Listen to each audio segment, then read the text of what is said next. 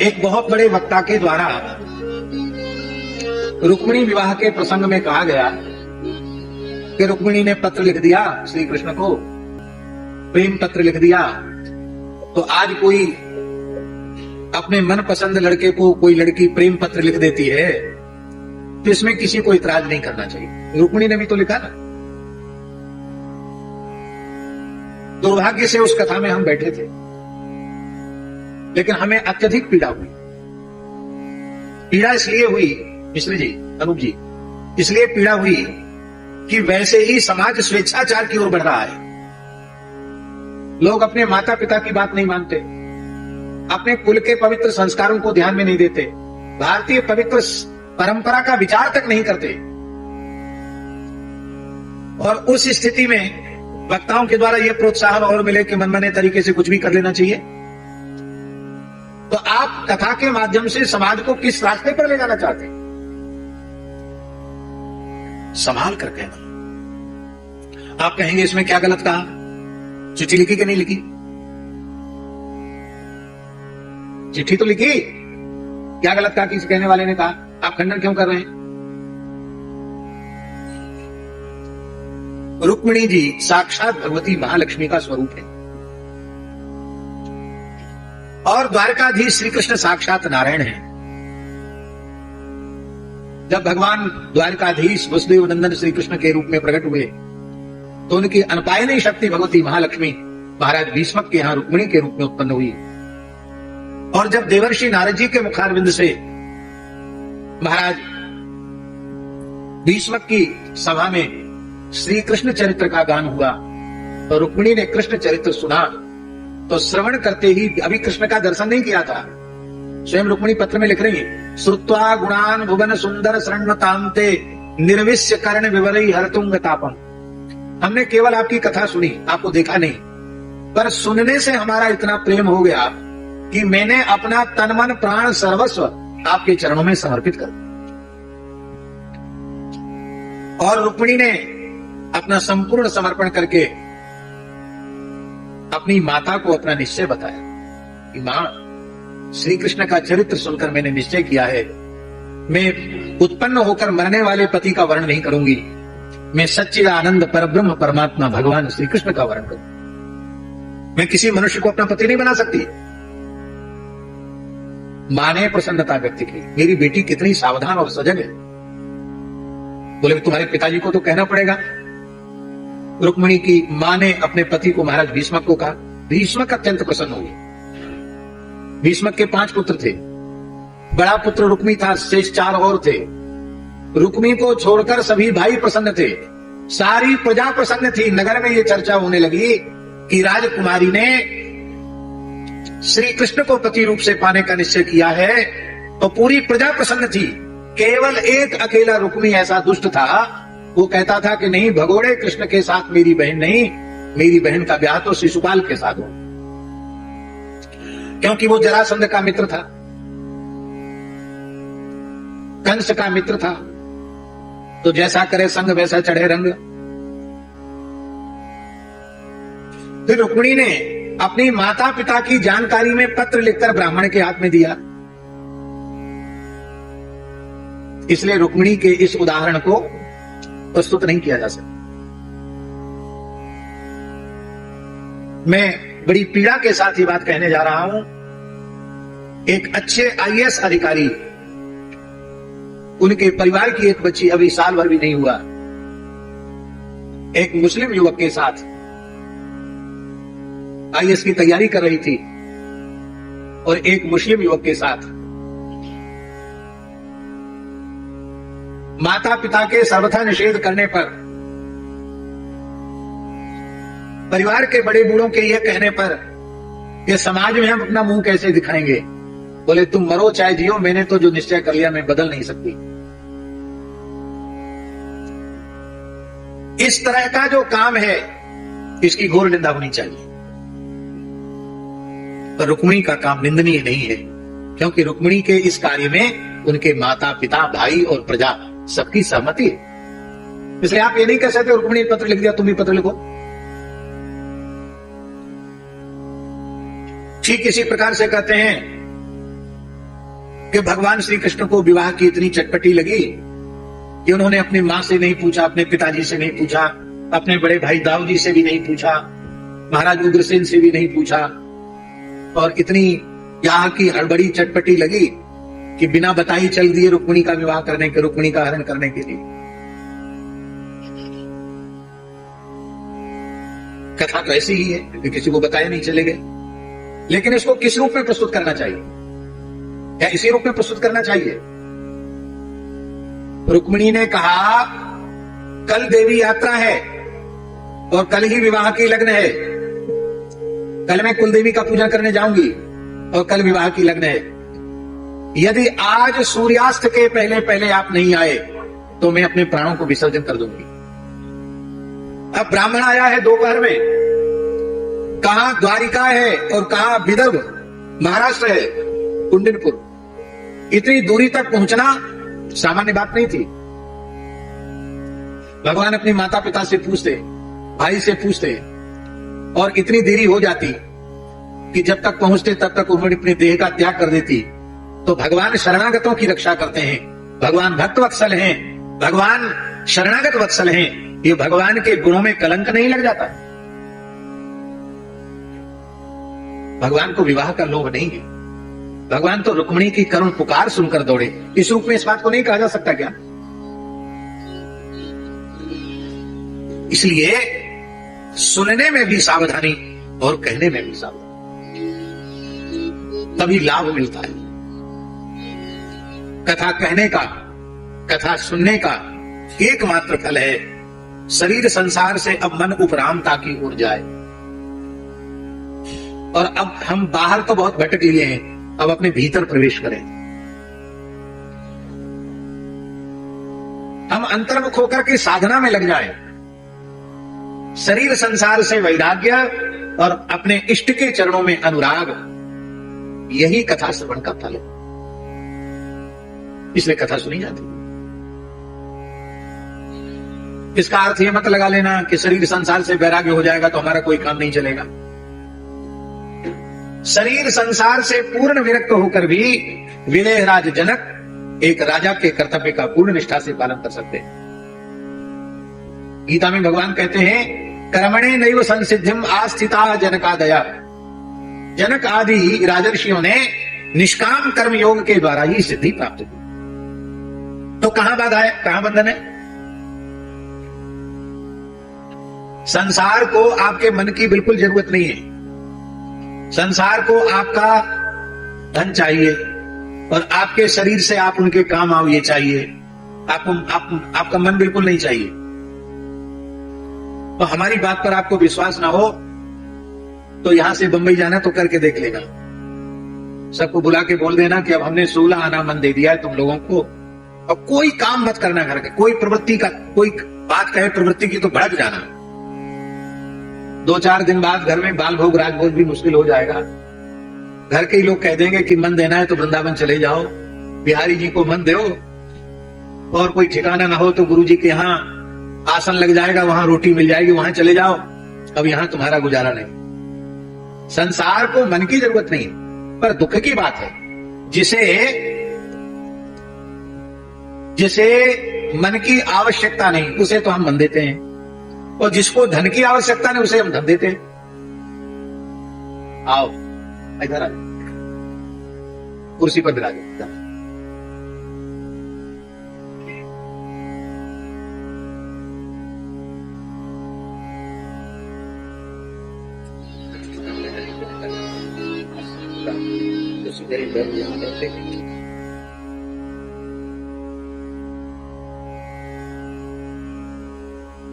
श्री वृंदावन बिहारी लाल की जय। क्या कह रहे थे, हमको याद दिलाना? हाँ, जिसे तुम्हारे धन की बिल्कुल आवश्यकता नहीं है,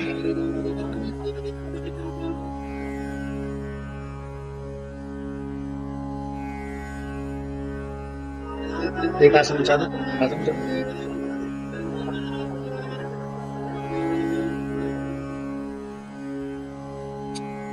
जिसे तुम्हारे मन की बिल्कुल आवश्यकता नहीं उसे तो तुमने मन दे दिया, और जिसको तुम्हारे केवल धन की और शरीर से काम करो इसकी जरूरत है उसको आपने धन दिखा दिया। मंदिर में जाते हैं लोग, अब तो 2 रुपए शायद नहीं चलता है, नहीं तो पहले 2 रुपए का नोट लेकर ऐसे।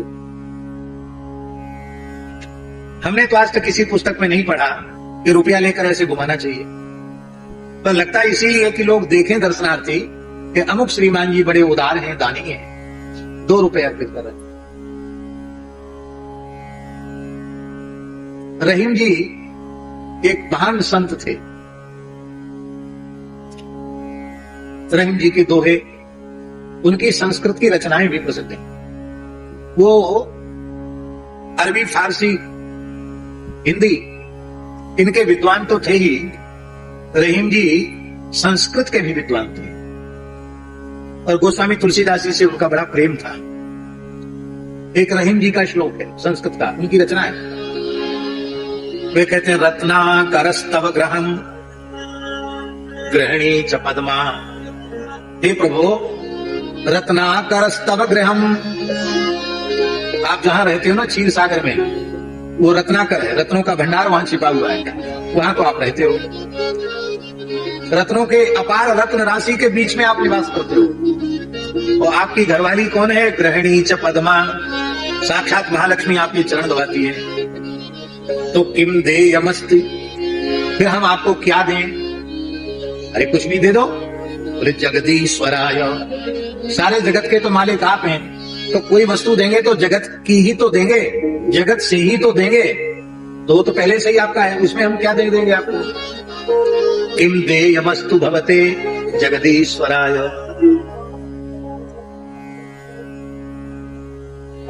अब क्या करें, अब क्या दें? कुछ ना कुछ तो देना चाहिए। बोले एक चीज आपके पास नहीं है, वो हम दे सकते हैं। क्या चीज नहीं है आपके पास? तो रहीम जी श्री कृष्ण से कह रहे हैं, आवीर बाम नयना ऋतमानसाय। गोपियों ने आपके चित्त की चोरी कर ली, आपके मन को चुरा लिया है, आपके पास मन नहीं है, क्योंकि आपका मन तो गोपियों ने चुरा लिया है। और मेरे मन को संसार में कोई ग्राहक नहीं है, और मैं इस मन के कारण ही परेशानी में हूं। तो मधुपते कृपया गृहाण, हे मधुपते, दत्तम मनो मधुपते यदुपते कृपया गृहाण। हे यदुपते, मैं आपको मन दे रहा हूं, आप उसको स्वीकार कर लीजिए। ग्रहण का मतलब है हमने आपको वस्तु दी, हमने तो देकर छुट्टी पाई, और आपने यदि वो वस्तु नहीं ली तो किसके पास रही? हमने आपको दिया तो आपने नहीं लिया तो किसके पास रही वस्तु? जब देने वाले की वस्तु ली ही नहीं तो दाता ही के पास रही। रहीम जी कहते हैं, अब हमने दे दिया, इसको हमारे पास मत छोड़ना, आपको जरूरत हो चाहे न जरूरत हो, आप इसको ग्रहण, इसको पकड़ लीजिए हमारे मन को। हम आपको नहीं पकड़ सकते, आप हमको पकड़ लीजिए। बोलो भक्तवत्सल भगवान की। तो हम लोग बड़े भाग्यशाली हैं कि हम लोगों को श्री ओरछा धाम में यह दिव्य सौभाग्य प्राप्त हो रहा है। कल अति व्यस्तता के कारण हमने अपने एक नियम की पूर्ति नहीं की थी। कुछ समय से एक नियम चल रहा है, हनुमान जी को गीतावली सुनाते हैं, क्रमशः गोस्वामी जी के सभी ग्रंथ सुना रहे हैं। अब गीतावली के बाद केवल विनय पत्रिका शेष रहेगी, बाकी सब ग्रंथ सुना दिए हैं।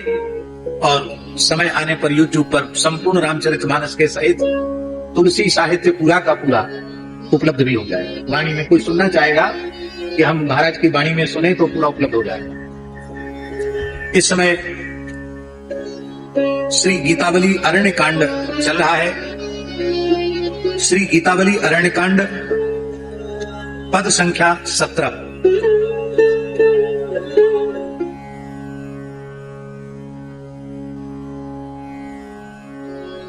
सबरी जी का प्रसंग आया है, उसका मूल पाठ करके बड़ा है, लेकिन ज्यादा होगा तो आधा आज कर लेंगे, आधा कल कर लेंगे, और फिर कथा का क्रम आरंभ।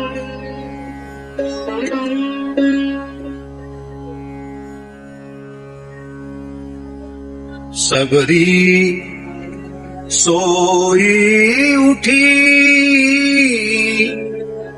हरकत बाम बिलोचन भैया की जय। जो गीतावली का जो वर्णन है वो अपने आप में अद्भुत है और अनुपम।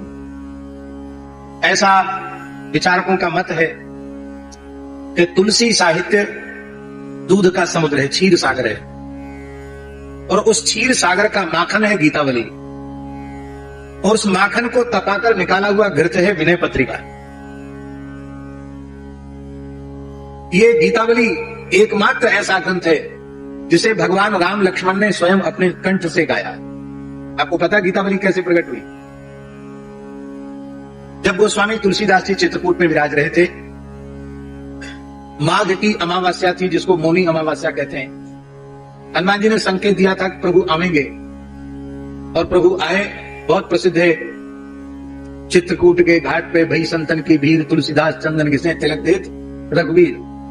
दूसरे दिन से प्रभु श्री राम लक्ष्मण प्रतिदिन आने लगे, और गोस्वामी जी ने कहा कुछ सुनाओ, तो उन्होंने गाकर कुछ सुनाया।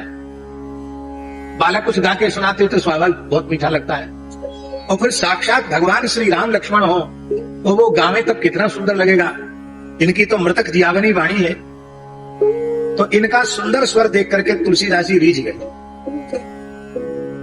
बोले तुम बहुत अच्छा गाते हो, बड़े सुंदर भी हो और कंठ भी बहुत सुंदर है। एक एकदम श्याम है, एक गौर है, घुंघराले केस है, कितने सुंदर लगते हैं आप दोनों, कितना बढ़िया गाते हैं। तो हमको रोज आकर कुछ गाकर सुनाएंगे? हाँ बाबा जरूर सुनाएंगे, पर एक शर्त है, रोज नया लिखकर देना पड़ेगा, तब दूसरे दिन हम सुनाएंगे। तब गोस्वामी जी ने उसी दिन गीतावली की रचना आरंभ की और पद बना करके दिया तुरंत। दूसरे दिन प्रभु ने, जैसे कोई विद्यार्थी पाठ पढ़ता है फिर याद करके शिक्षक को सुनाता है, ऐसे ठाकुर जी दूसरे दिन पहले दिन का सिखाया हुआ गीत दूसरे दिन गाकर सुनाते। ऐसे ऐसे गाते गाते पूरा 7 कांड गा गए, गीतावली पूरी गा गए प्रभु। और गीतावली तो पूरी हो गई, इसके बाद ठाकुर जी का आना बंद हो गया। गोस्वामी जी को अत्यंत विरह व्याप्त हो गया कि बालक क्यों नहीं आए, आज भजन ध्यान जब तक में बिल्कुल मन नहीं लगता, बालक क्यों नहीं आए, बालक क्यों नहीं आए, बालक क्यों नहीं आए। श्री रघुनाथ जी प्रकट हो गए, वो बालक कोई दूसरे नहीं थे, हम ही थे। ये गीतावली मुझे अत्यंत प्राणों से अधिक प्रिय है। तो लेकिन दुख की बात है, लोग केवल रामचरितमानस से ही समझते हैं। संपूर्ण तुलसी साहित्य को देखना चाहिए, पढ़ना चाहिए। अब शबरी जी का प्रसंग जो गीतावली में है, जितना भावपूर्ण उतना कहीं नहीं है। कभी भगवान अनुकूल अवसर देंगे तो गीतावली का आश्रय लेकर के हम श्री रामचरित्र कहेंगे। श्री राम राजा सरकार की। कल हम लोगों ने श्रीमद् भागवत के महात्म्य का श्रवण किया और मंगलाचरण का भी स्मरण किया गया। मंगलाचरण में सत्यम परम धीमहि कह करके भागवत का मंगलाचरण किया गया। मंगलाचरण में इष्ट देवता का स्मरण होना चाहिए, ग्रंथ के प्रतिपाद्य देवता का स्मरण होना चाहिए, और इस श्रीमद् भागवत महापुराण के प्रतिपाद्य भगवान लीला पुरुषोत्तम श्री कृष्ण है, इसमें किसी को कोई संशय संदेह नहीं है। तो उत्तम पक्ष होता कि सत्यम परम धीमहि न कहकर कृष्णम परम धीमहि कह देते तो और अच्छा होता। पर कृष्णम परम धीमहि न कहकर, रामम परम धीमहि न कहकर, विष्णुम परम धीमहि न कह करके सत्यम परम धीमहि कहा, क्योंकि श्री कृष्णद्वैपायन भगवान वेदव्यास जी इस सिद्धांत का प्रतिपादन करना चाहते हैं कि जो लोग ज्ञान के गुमान में आकर, बहुत ध्यान से सुने, थोथे ज्ञान के गुमान में आकर नाम रूप को मिथ्या कहते कहते, अरे जी स्वामी जी, पर भगवान नाम और भगवत रूप को भी माया से युक्त बताने लग जाते हैं, ये अपराधी जीव है। संसार के नाम रूप तो मिथ्या है, पर क्या भगवान का नाम रूप मिथ्या है? मंत्र माने क्या होता है बंसल जी? मंत्र का अर्थ है देवता वस्तुतः मंत्रात्मक ही होता है। देवता का जो वास्तविक आध्यात्मिक स्वरूप है वो मंत्र ही है, इसलिए मंत्र में शक्ति होती है। इसलिए मंत्र जपते जपते रूप की अनुभूति होने लग जाती है। संसार के नाम रूप परिवर्तनशील होने के कारण मिथ्या है, किंतु भगवान नाम रूप गुण लीला कभी मिथ्या नहीं हो सकती। तो उन लोगों के सुहृद बनकर व्यास जी समझा रहे हैं, कहीं तुम कृष्ण के नाम रूप लीला को मिथ्या मत कहने लग जाना, क्योंकि वे परम सत्य हैं और उन परम सत्य स्वरूप श्री कृष्ण का हम ध्यान करते हैं। भगवान के नाम सत्य हैं, सभी नाम सत्य हैं। भगवान के रूप सत्य हैं, भगवान की लीलाएं सत्य हैं, भगवान का धाम भी सत्य है। कहां तक कहें, भगवान के नाम रूप लीला धाम के उपासक भक्त भी सत्य हैं। भक्त सत्य न होते तो आज भी दिव्य महापुरुषों का कई लोगों को दर्शन हो जाता। कैसे होता? आप उन महापुरुषों को किस रूप में स्वीकार करेंगे बताइए पहले। आपको उनका मंगलमय दर्शन हो रहा है, आप उनको किस रूप में स्वीकार करेंगे? अब वो शब्द हम बोलना नहीं चाहते, उस रूप में स्वीकार करेंगे आप क्या? कई बार लोग मर के भूत बन जाते हैं, वो भी सामने आ जाते हैं, तब क्या कहेंगे आप? जैसे स्मरणकर्ता के स्मरण पर रीझकर भगवान प्रकट होकर दर्शन देते हैं, ऐसे ही भगवत चिंतन करते करते जो पूर्ण भगवदाकार हो चुके हैं, वे महापुरुष भी प्रकट होकर के दर्शन, स्वप्न दर्शन ही नहीं देते, प्रत्यक्ष दर्शन देते। सारी बातें सभा में और मंच में कहने के योग्य नहीं होती, लेकिन हम अत्यंत प्रामाणिक रूप से इस बात को प्रस्तुत कर रहे हैं कि जैसे भगवान प्रकट होकर के दर्शन देते हैं, ऐसे ही भगवान के भक्त भी, भगवत स्वरूप भगवान के उपासक वे भी प्रकट होकर के दर्शन देते। आज भी आपकी पात्रता हो तो नारद शुक सनकादिक सिद्ध आज भी आपको दर्शन दे सकते हैं। हमारे पूज्य गुरुदेव पहाड़ी बाबा महाराज, बहुत तीव्र तप की इच्छा हुई उनके मन में। ये बात है सन 38 की, सन 1938 की बात। 1932 में वे खाक चौक के महंत पद पर विराजमान हो गए थे और 1938 की घटना है। महाराज जी के मन में वैराग्य जगह का है, स्थान के चक्कर में फंस गए। अपने भजन करने के लिए साधु बने कि स्थान के चक्कर के लिए साधु बने। तो महाराज जी के गुरु भाई थे, सीताराम दास जी नाम था उनका, वो सब संभालते थे। गुरु भाई तो संभाल ही रहे हैं, अब महंत तो हम हैं, लेकिन हम चले जाएंगे तो लोग इन्हीं को महंत भी बना देंगे, अच्छा हो पिंड छूटेगा स्थान से, ऐसा मन में विचार लेगा। और बिना बताए महाराज जी कार्तिक पूर्णिमा के बाद चल पड़े। तीव्र लगन थी, कोई ऐसे महापुरुष मिले जो हमें भगवत साक्षात्कार करा सके। तो मन की धुन चढ़ी कि जाना चाहिए वहां, उज्जैन जाना चाहिए महाकाल की नगरी में, क्योंकि कागभूषुंडी जी को पूर्व जन्म में वही सब कुछ मिला, वहीं जाना चाहिए। महाराज चले गए। देवास के आसपास की घटना है। एक प्राचीन शिव मंदिर था जंगल में, बहुत थके हुए थे, वहां लेट गए, सो गए। अर्धरात्रि का समय था। ये हम बता रहे हैं, तीव्र लगन होती है तो क्या होता है। तो अर्धरात्रि का समय था तो अकस्मात डमरू का शब्द सुनाई पड़ा और महाराज जी की जटाओं को पकड़कर किसी ने खींचा। तो महाराज जी ने देखा, उठ के बैठे, तो क्या देखते हैं, कर्पूर गौर विग्रह, त्रिशूल डमरूधारी साक्षात भगवान शिव खड़े, चंद्रमौली भगवान शिव खड़े। स्वामी जी स्वप्न नहीं, ध्यान नहीं, प्रत्यक्ष। शंकर जी ने उठा के बिठा दिया और कहा, बालक यहां से उत्तर दिशा की ओर चला जा, जो तू चाहता है वो महापुरुष तुझे दे देंगे। बस ये कहकर शिव जी अंतर्धान हो आगे बढ़े। ये अगहन महीने की घटना है, छोटे सरकार। आगे बढ़े, एक छोटा बच्चा मिला। अगहन महीने में थोड़ी ठंड पड़ने लग जाती, सुबह के 4 बज रहे थे लगभग। तो महाराज जी ने देखा एक नंगा नंगा बच्चा घूम रहा है। तो उनके मन में आया कि शायद कोई जंगली कोल भील का बच्चा होगा। पहले लोगों के पास कपड़े कहां थे, नंगे धड़ंग रहते थे, ऐसे बच्चा होगा। 5 वर्ष का 7 वर्ष का होगा, ऐसे बच्चा था, नंगा था। महाराज जी ने पूछा, बालक भगवान इस तरफ उत्तर की ओर, वो शंकर जी के जलेरी को उत्तर मान करके तो महाराज जी चल रहे थे। बोले, इस दिशा में कोई संत मिलेंगे क्या, तुम जानते हो? वो बालक बोला, साधारण महात्मा नहीं है, एक चमेली के लता के नीचे एक महात्मा बैठे हैं, ऐसे संत हैं कि मिट्टी छू दे तो मिश्री हो जाए। मिट्टी को छू दें तो मिश्री बन जाए। तो महाराज जी चल पड़े आगे। वहां जाकर क्या देखते हैं, एक महात्मा अवधूत संत, मस्तक पर कोई तिलक का चिन्ह नहीं है, एक हरा शरीर है, गौर वर्ण है, जटा ऐसे चमेली के झाड़ पर फैले हुए हैं और ऐसे बैठे, सामने धूना चैतन्य है। महाराज जी ने उनको प्रणाम किया। वहां कुइया थी, आज भी वो जगह है देवास क्षेत्र में जहां की ये घटना है। तो महाराज जी ने उनको प्रणाम किया, बोले पहले स्नान करो। तो उन्होंने स्नान किया महाराज जी ने। बोले आप बैठो, सामने बैठ गए। तो महाराज जी के जन्म से लेके मार्ग में शिव जी का दर्शन हुआ यह बताया और कहा कि तुम मेरे पास क्यों आए। जिस बालक ने तुम्हें मेरा पता बताया वो बालक साक्षात भगवान सनत कुमार थे।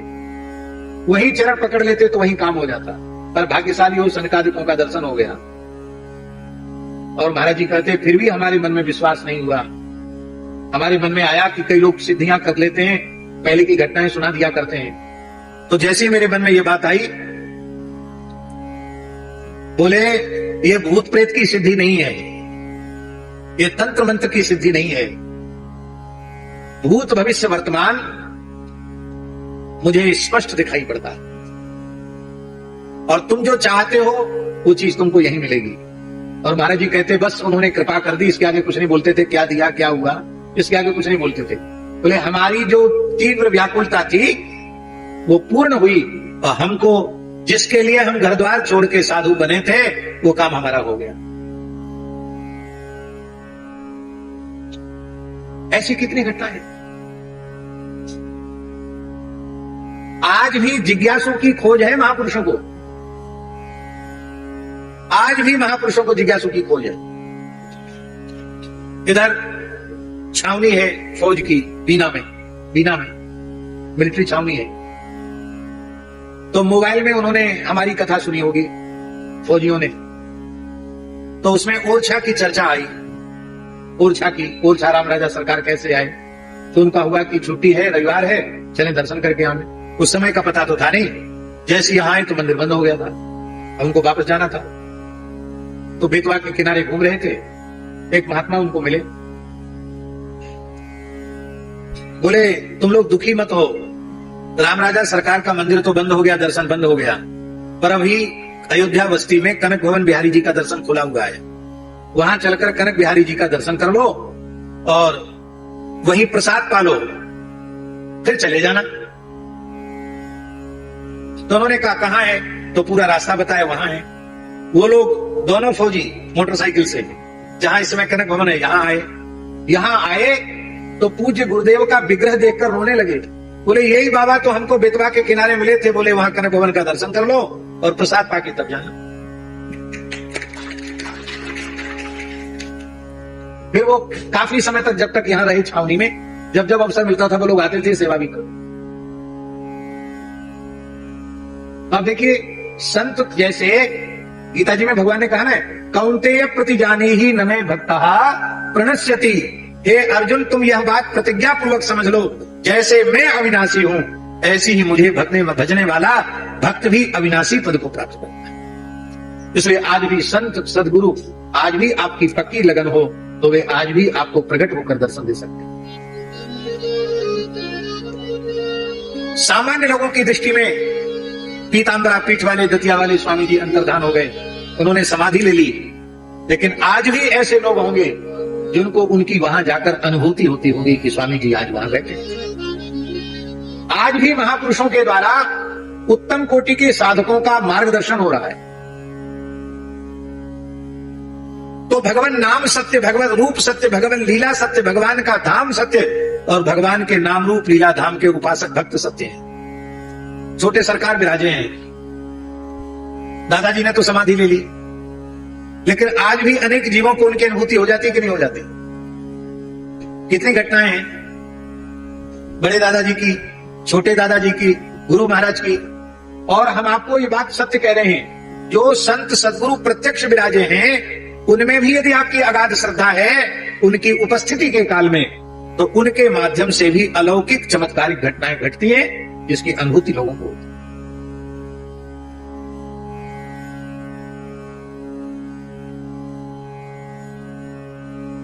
रेवासा धाम में इस प्रकार की अनहोनी घटनाएं प्रायः घटती रहती, क्योंकि वह इतना सिद्ध स्थल है। आप अपने मन में विचार करें, श्री सीताराम जी की उपासना में मधुर भाव की उपासना के प्रवर्तक आचार्य हैं श्री स्वामी अग्रदेवाचार्य जी महाराज। हमारे ओंकारदास जी महाराज का द्वारा अग्र जी का ही द्वारा है। रामानंद संप्रदाय की 14 परंपराएं वहां से निकली हैं। गोस्वामी तुलसीदास जी वहां 4 महीने विराजे, गुरु नानक देव जी 1.25 महीने विराजे, गुरु गोविंद सिंह जी वहां विराजे, श्री वल्लभाचार्य महाप्रभु 1 रात्रि वहां विराजे। रामसनेही परंपरा के 2 पीठ वहां से प्रकट हुए, रैण और दरियाब जी महाराज का रैण और शाहपुरा, ये 2 पीठ वहां से निकले। स्वतंत्र निरंजनी संप्रदाय वहां से निर्गत हुआ, और श्री चंद्र जी महाराज जो उदासीन मत के प्रधान आचार्य, वो भी 1200 साधुओं के सहित वहां लगभग 1-1.5 महीने 1-1.25 महीने में भी विराजे। आज भी उनकी धुनी है वहां। आप सोचिए परवर्ती काल में भी वो कितना प्रसिद्ध स्थान रहा होगा। स्वामी विवेकानंद जी भी पैदल घूमते हुए रेवासा पधारे, और उन्होंने अपनी डायरी में लिखा है कि मैं खेतड़ी से पैदल चल करके जीण माता आया, बहुत भूखा था, लेकिन मेरे मांगने पर भी किसी ने मुझे कुछ खाने को नहीं दिया। लोगों ने मैंने पूछा यहाँ कहीं भोजन की व्यवस्था है क्या? उन्हें रेवासा मठ है, वहां 24 घंटे में कोई भी कभी भी चला जाए, सबको प्रसाद की और सबको रहने की व्यवस्था है, वहां चले जाओ। उन्हें बहुत जोर की भूख लगी थी, वहां पहुंचे, रात हो गई थी, शाम हो गई थी, खूब सुंदर आड़े हाथ घी और खिचड़ी खाने को मिली। ये विवेकानंद जी अपनी डायरी में लिख रहे हैं। अब उनकी इस डायरी की इस भावना को आदर देते हुए हमारे मन में भी प्रेरणा हुई, तो वहां बहुत बढ़िया खिचड़ी, प्रसाद तो दोनों समय सबको कोई पहुंच जाए मिलता ही है। अब तब से खिचड़ी की परंपरा भी फिर से आरंभ हो गई। पूरा गांव खिचड़ी लेके जाता माता जी, 1.5-2 कुंटल खिचड़ी रोज बनती है।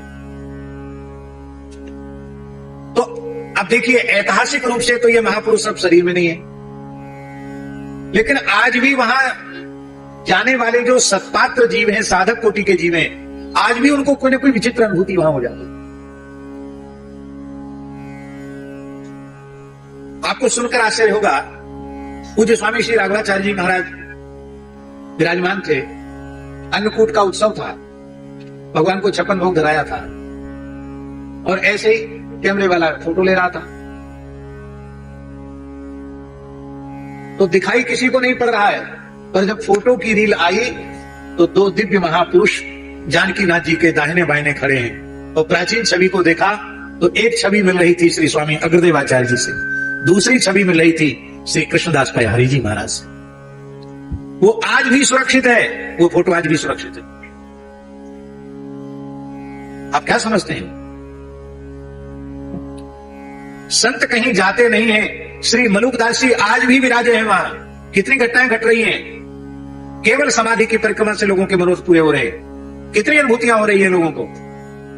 इसलिए भगवान सत्य, भगवान का नाम सत्य, भगवान का स्वरूप सत्य, भगवान की लीला सत्य, भगवान का धाम सत्य, और भगवान की अनन्य भाव से उपासना करते करते जो भगवान के स्वरूप से जिनकी एकता हो चुकी है, ऐसे संत भक्त भी नित्य हैं, क्योंकि संत भगवंत में अंतर निरंतर नहीं, उनमें अंतर नहीं रहता। इसी सिद्धांत का बोध कराने के लिए गोस्वामी जी श्री व्यासी महाराज ने सत्यम परम धीमहि कहा। अब भागवत में किस विषय का निरूपण है कि मंगलाचरण के दूसरे श्लोक में कहा गया, धर्म प्रोज्जित कैतवोत्र परमो निर्मत्सराणाम सताम वेद्यं वास्तव मत्र वस्तु शिवदम तापत्रयोन्मूलनम श्रीमद्भागवते महामुनि कृते किं वा परैरीश्वर सद्यो हृद्यवरुच्यते प्रकृतिभिः शुश्रूषु तत्क्षणा। प्रत्येक ग्रंथ में 4 चीजों का विचार किया जाता है। इसको अनुबंध चतुष्टय कहा जाता है। अधिकारी च संबंधः विषयश्च प्रयोजनम। इस ग्रंथ के श्रवण का अधिकारी कौन है, इसका संबंध क्या है, इसका विषय क्या है, और इस ग्रंथ के कहने सुनने का प्रयोजन क्या। इन 4 चीजों पर प्रत्येक हमारे सनातन धर्म के ग्रंथ में विचार किया गया। तो चारों पर विचार करने के पश्चात ही उस ग्रंथ की उपादेयता सिद्ध होती। सबसे पहले मंगलाचरण के इस द्वितीय श्लोक में भागवत में किस विषय का निरूपण किया गया है इसका वर्णन कर रहे। धर्म प्रोज्झित कहितवोत्र परमः।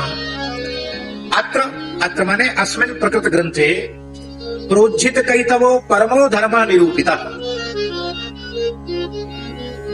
बहुत ध्यान से सुनने वाली बातें हैं। सर्वथा निष्कपट परम धर्म का निरूपण श्रीमद् भागवत ग्रंथ का प्रतिपाद्य विषय। कपट रहित परम भागवत धर्म का निरूपण, परम धर्म का निरूपण ये भागवत का विषय है।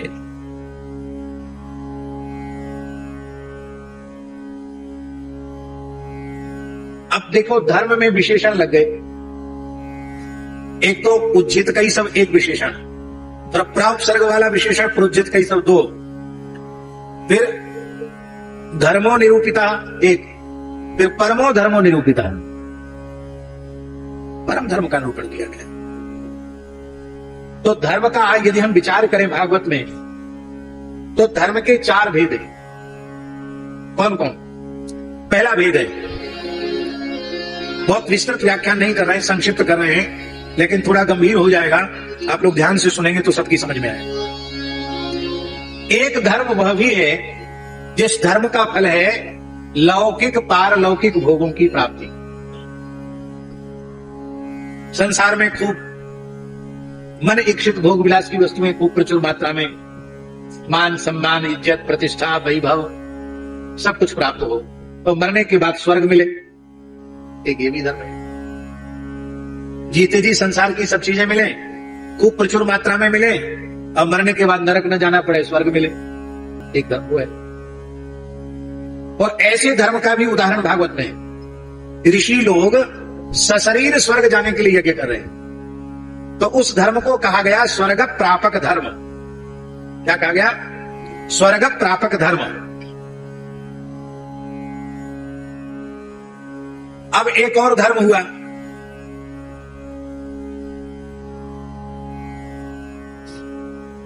निष्कैतव धर्म, कपट रहित धर्म।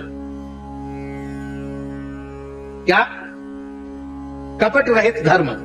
आप लोग कहें कपट तो पाप में होता है, धर्म में कपट कहां से आ गया? धर्म में भी कपट होता है। धर्म का कपट क्या है?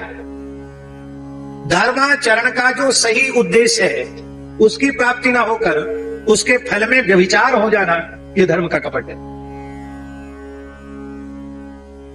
लौकिक पारलौकिक भोगों की प्राप्ति धर्माचरण का फल नहीं है। संसार की कोई वस्तु मिलेगी वो नाशवान है। योग यज्ञ जप तप दान पुण्य के द्वारा स्वर्ग मिलेगा वो भी नाशवान है। गीता जी में भगवान कहते ते तम भुक्त्वा स्वर्ग लोकम विशालम क्षीणे पुण्य मर्त्य लोकम विशंति। ये स्वर्ग की व्यवस्था तो ऐसी है जैसे यहां धरती के महंगे महंगे होटल 5 स्टार 7 स्टार, वहां सरकार जाओगे तो कैसे? आप चाहे जितने योगी व्यक्ति बने रहो, आपके पास पैसा नहीं होगा तो उसमें घुसने नहीं देंगे। अब कब तक आप रह पाओगे? जब तक आपकी जेब गर्म है। आपकी जेब गर्म नहीं है तो बाहर, हमारे जैसे व्यक्ति को तो भीतर ही नहीं घुसने देंगे। हाँ? महाराज बड़ी विचित्र बात, बाबाजियों को देख के लोगों की बड़ी भावना होती है। एक बार हम लोग आ रहे थे गुजरात से, श्री मदन मोहन दास जी हमारे साथ थे, त्यागी जी मदन मोहन दास जी, यही लोग साथ रहते थे पहले। तो एक जगह ट्रेन रुकी, जम्मू तवी से आ रहे थे, बड़ौदा में थोड़ी देर खड़ी हुई, तो हम लोग वहां नहाने धोने लगे। तो हमको तो व्यवस्था कर दी, हम तो वही नहा लिए। ये लोग नहा के चलने गए तो वो सेकंड एसी था, तो डिब्बे वाले वो यही समझे कि ये बाबा जी बिना टिकट चलने वाले हैं और ये रिजर्वेशन वाले सेकंड एसी वाले डिब्बे में घुसे। हम लोगों का सबका कंफर्म टिकट था, महाराज वो उन्होंने गेट बंद कर लिया, दोनों तरफ से खोले नहीं, मैं चिल्ला रहा हूँ भीतर से, ये लोग बाहर से बहुत धम धम करते, चलती हुई ट्रेन में लटक गए। तब लोगों ने, दुर्घटना नहीं हुई, भीतर आए, अरे बाबा जी तुम लोगों के लिए नहीं है ट्रेन। तब फिर गर्म होकर उनको टिकट बतानी पड़ी, तब जाके लोग यही समझते। किसी ने कहा अरे आप लोग सेकंड एसी में, हम एक बार कलकत्ता गए, फर्स्ट एसी में टिकट था, एक फौज के अधिकारी थे, बोले महाराज आप लोग फर्स्ट एसी में यात्रा कर रहे हैं, तो ये व्यवस्था कौन करता है? हमने कहा तुम्हारी व्यवस्था कौन करता है? बोले हम तो फौज के बड़े अधिकारी हैं, हमारी सरकार व्यवस्था करती है। तो हमें कि तुम्हारी सरकार कब गिर जाए कब बन जाए जिसका कोई ठिकाना नहीं, वो तुम्हारे जैसे लोगों की व्यवस्था कर सकती है, तो हमारी सरकार जो सर्वोच्च सरकार है वो हमारी व्यवस्था नहीं कर सकती। हमारी सरकार ठाकुर जी की सरकार है, ठाकुर जी व्यवस्था करते हैं। तो बोला भगवान तो किसी के सामने व्यवस्था करने आते नहीं। तो हमने कहा वो प्रेरणा तो करते हैं, तुम्हारे जैसे लोगों को ही प्रेरणा करते हैं, जो आस्तिक हैं श्रद्धावान है उनको प्रेरणा करते हैं, वो लोग व्यवस्था बनाते हैं, व्यवस्था बनाते तो हम लोग यात्रा करते हैं। तो साधुओं को देख के कई लोगों का दिमाग बिगड़ जाता है, सोचते सब मुफ्त में घूमने वाले, बिना टिकट चलने वाले लोग हैं। तो हम ये कह रहे थे कि हमारे जैसे लोगों को तो जाने की जरूरत भी नहीं है किसी होटल में, लेकिन बिना परिचय के जाने चाहे कि हम भीतर देखें हमें, तो कोई घुसने नहीं देगा। और जो पैसे वाले हैं उनको भी तभी तक के लिए है जब तक पैसा है। 1 घंटे भी ज्यादा रहे तो पूरे दिन का किराया लग जाएगा, उसके पहले ही आपको खाली करना पड़ेगा अपना आवास। जैसे यहाँ होटल की व्यवस्था है, यही वहां स्वर्ग में व्यवस्था है। जब तक पुण्य का बैलेंस आपके पास है तब तक वहां खूब मौज लो, बाद में आपका जेब खर्च पुण्य खत्म हुआ तो क्षीणे पुण्य मर्त्य लोकम विशंति। तो धर्म का फल केवल भोग की प्राप्ति नहीं, पर हम लोग जो धर्माचरण करते हैं वो भगवान की प्राप्ति के लिए नहीं करते हैं, संसार चक्र से छूटने के लिए नहीं करते हैं। हम लोग लौकिक पारलौकिक भोगों की प्राप्ति के लिए ही धर्माचरण करते हैं। यही है धर्म का कपट। कोई बढ़िया धार्मिक अनुष्ठान करने बैठेंगे, हाथ में जल लेंगे और कर्म का संकल्प करेंगे तो क्या पढ़ेंगे? अप्राप्त लक्ष्म्या प्राप्त्यर्थम। अरे भैया जो है उसका तो सदुपयोग कर लो। बोले नहीं, जो नहीं मिला अटक गया है वो मिल जाए। प्राप्त लक्ष्म्याश्च चिरकाल संरक्षणार्थम, और जो है वो खर्च ना हो जाए, वो रखा रहे। लोके सभायाम राजद्वारे यशो विजय लाभादि प्राप्त्यर्थम। पुत्र पौत्रादि संतते अविच्छिन्नाभिवृद्ध्यर्थम। ग्रहकृत राजकृत सर्वविध पीड़ा निवृत्ति पूर्वक नैरुज्य पुष्ट दीर्घायु धन धान्य समृद्ध्यर्थम। इतने से भी संतोष नहीं हुआ मिश्रा जी, तब बोले अस्मित जन्मांगे ये केचित विरुद्ध चतुर्थाष्टम द्वादश रही सूचितम संसूचिष्यमानं चेत सर्वारिष्टम तद विनाश द्वारा एकादश स्थान स्थित सुफल प्राप्त्यर्थम। हमारी जन्म कुंडली में चौथे 8वें 12वें कोई उपटांग ग्रह बैठे हुए हैं तो वो तो बुरा फल दे नहीं, तो 11वां स्थान आमदनी का है, आमदनी को वो। इतने से भी संतोष नहीं। तब अंत में बोले सकल मन इप्सित संसिद्ध्यर्थम। मन की जितनी इच्छाएं हैं वो सब की सब पूरी हो जाए। पहले उस आदमी को पकड़ के लाओ जिसके मन की सारी इच्छाएं पूरी भई। हम समझते धरती पर तो कोई नहीं मिलेगा। मिलेगा कौन मिलेगा? पूज्य सदगुरुदेव भक्तमाली जी जैसा महापुरुष मिलेगा, पूज्य पहाड़ी बाबा जी जैसा महापुरुष मिलेगा, पूज्य पीताम्बरा पीठ वाले स्वामी जी के जैसा महापुरुष मिलेगा, जिसकी अब संसार की कोई इच्छा ही नहीं रही। माता जी के यहाँ सतम जीवा में थे तो उनका पावन जीवन चरित्र हमको पढ़ने को मिला। कैसी तितिक्षा में, कैसी तपस्या में वे ऐसे महापुरुष थे कि भगवती उनके सामने प्रत्यक्ष थी, देवी देवता उनके सामने प्रत्यक्ष थे। वे जो संकल्प करते वो उनके लिए प्रकट हो जाता, लेकिन उन्होंने अपनी तपशक्ति को कहीं नष्ट नहीं किया। जिसने इच्छा करना बंद कर दिया है, छोटी सरकार, जिसने इच्छा का त्याग कर दिया है उसकी सारी इच्छाएं पूरी हैं। आपके गुरु महाराज की इच्छा अधूरी रहेगी, बड़े दादाजी की कोई इच्छा अधूरी रहेगी? क्यों? इच्छा ही नहीं तो सब पूरा हो गया। बरुआ सागर स्वर्गाश्रम यही है, वहां झरने के घाट के निर्माण का प्रसंग चला। कुछ बुंदेलखंड के लोग थे,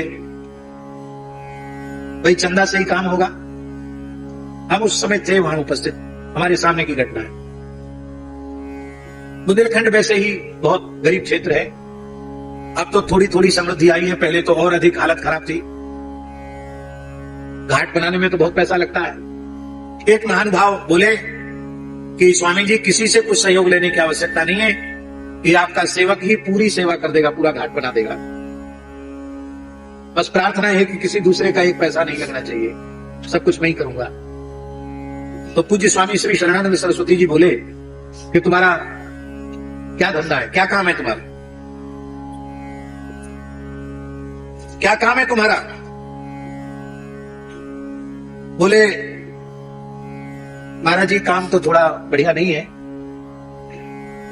इस पूरे संभाग में शराब का सबसे बड़ा काम हमारा ही है। शराब का व्यवसायी था वो। स्वामी जी ने बड़ी विनम्रता से कहा कि घाट बने तो अच्छा, न बने तो अच्छा, हम सन्यासी, हमारी कोई इच्छा निच्छा नहीं है, तुम्हारा 1 रुपया हम नहीं लेंगे। क्यों? घाट बनेगा तो लोग स्नान करेंगे, उनको पुण्य मिलेगा, पर शराब बेचकर जो धन तुमने कमाया है, उस पैसे से जो घाट बनेगा उसमें नहाने वाले को पाप लगेगा, पुण्य नहीं मिलेगा। तो आपका धन अपवित्र है, मैं नहीं ले सकता। उसने कहा महाराज आप नहीं लोगे तो बनेगा नहीं, कौन इतना खर्च करेगा? स्वामी जी बोले हम सन्यासी हैं, बन जाए तो अच्छा। सब लोग कहते बनना चाहिए, तो हम भी बोलते हाँ बनना चाहिए, नहीं बने तो और अच्छा। हम लोग सब ऐसे ही काम करते हैं। सरकार भगवान की इच्छा है, हो रहा है, हो रहा है, नहीं हो रहा, नहीं हो रहा। संसार में तो कुछ काम जरूरी है, अब बेटी का ब्याह जरूरी है तो करना पड़ेगा। हम लोग बाबा जी, हम लोगों के लिए तो बेटी के ब्याह जैसा कोई जरूरी काम नहीं है। जो हो गया वो हो गया, और जो नहीं हो गया वो भी बहुत अच्छा हो गया। कर्ता कारिता भगवान है। इसलिए वस्तुतः कामनाओं का मूलतः त्याग कर दिया है जिसने, उसकी सारी कामनाएं पूरी हो।